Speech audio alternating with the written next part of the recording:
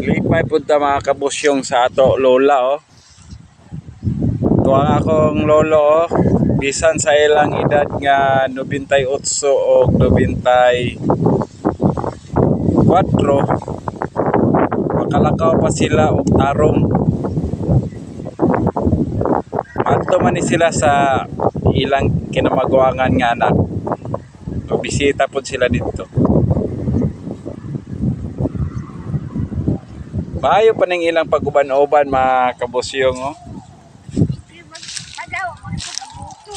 Ano na hinay mo panaw? Hinay mo panaw, hinay? Ay na. Wa sa sungkod to. Dili sa magsungkod no? Yaw ya sungkod. Dili pareha sa imo na gwapo nimo sungkod. Ah? Gwapo. Pagsungkod na ko no. Daog ni nanay pagsungkod na ko no. Kay tiguwang na kaw. Dili pa, kayo ulitaw pa. Ay, ulitaw pa. Pastilan. Mangita pa nga di. Amo? Ay nako. La amping ka mo, amping.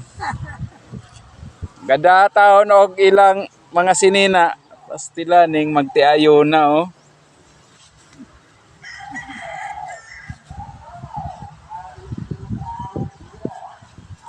Balik ra mo sunod kay kuan ka ng maniod to.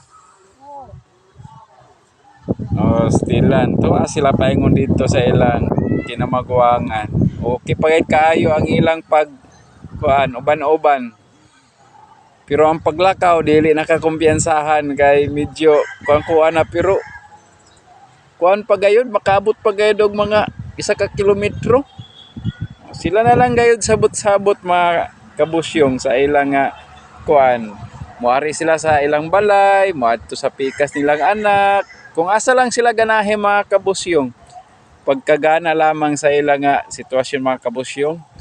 Sa inyo, no, kumusta ang inyong mga ginikanan, mga lolo-lola, sa ilang sitwasyon mga kabusyong?